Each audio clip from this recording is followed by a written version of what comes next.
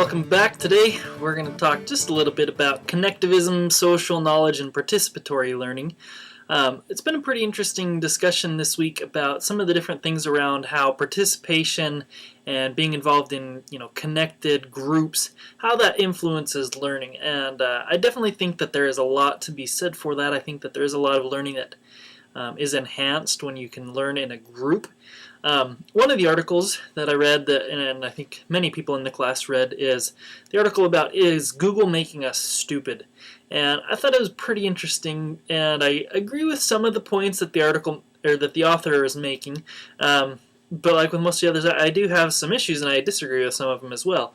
One of the things that he argues is how he can't read a big long research article or a big long book the way he used to be able to read. And so he's trying to claim that because of that, it's because of Google that he is not able to concentrate as long. And I think that there may be some aspects of that may be true. However, that's overgeneralizing way too much. There are certainly many other things in today's society. I think television is a big example of this as well, that commercial breaks occur much more frequently in most television programs. Movies, they're very quick. All the shifts between shots typically are quicker than they used to be. So I think there's a lot of things that contribute to people in today's society not being able to concentrate as long as they used to. We're just constantly distracted. There's so much going on. All around you see bright lights all the time, especially in big cities.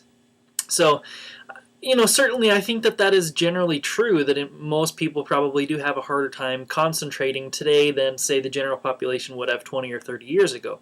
Is Google a part of that? Maybe, but I think more probable are some of these other aspects, and even just the internet in general, not specifically Google. One of the other arguments that he makes, or that he says, is how students today read less than they used to, and I would disagree with that in most accounts. Basically, just based on my own personal experience.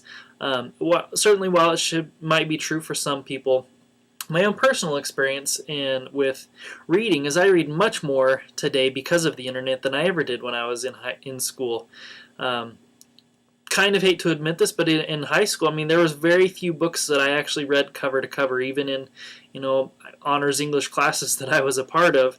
But I've never been a super great reader, or at least I've never enjoyed reading long books. So I was definitely more of a skimmer. I didn't read a ton. I would much rather kind of get the main points. I would much rather talk to somebody about a topic or a discussion, around the book, kind of get impressions from them as well. Even if it meant that we both only read half of the book, or we only read parts of the book, but then we could discuss it. I felt like I'd much rather learn that way, especially when I was younger. I definitely am reading more and more now, but a lot of that comes because of online reading. Even just general things like, when you're checking Gmail or checking your different accounts, and there are links that show up kind of in their advertising space at the top about other current topics or current articles that come up.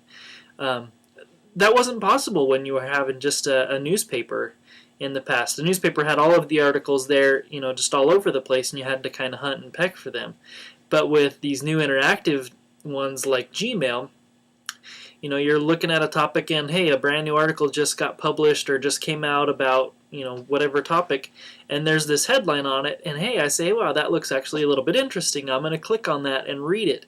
That wouldn't have been possible, or at least it would have been much more difficult to try to gain some of that knowledge in that way before. So I definitely think that in many ways Google facilitates us to read more and more. Even several other things that some people may still not be very aware of, but things like the Google Scholar searches that you can do. I believe it's scholar.google.com, that allows you to search for scholarly publications from professors and more academics. So Google has some of these tools that many people might not even realize or might not know about. Other things like you can do advanced searches, and you can search for open, Creative Commons licensed articles or music or software or photos or anything like that Google really enables us to search better. It enables us to find things that we need that are going to be more beneficial for us. So definitely, I think in general, yes, I think there is a common trend worldwide towards shorter attention spans, people not really having the same capacity to memorize things like we used to. But I just look at it as we're dependent on different things. In the past, for phone numbers, we were so dependent on a phone book. Maybe we had a greater capacity to memorize phone numbers, but how dependent on that phone book were we to look up phone numbers of friends or people that we had just recently met? Today, I'm not dependent on a phone book at all. I think we have one in my house, but I never use a phone book because we have the internet. We have Google searches, and not that I use Google, but other websites where I can search that. I remember in elementary school how dependent I was on, our set of encyclopedias that we had in my family. Those encyclopedias were great and they were interesting and had some good information and pictures and things like that.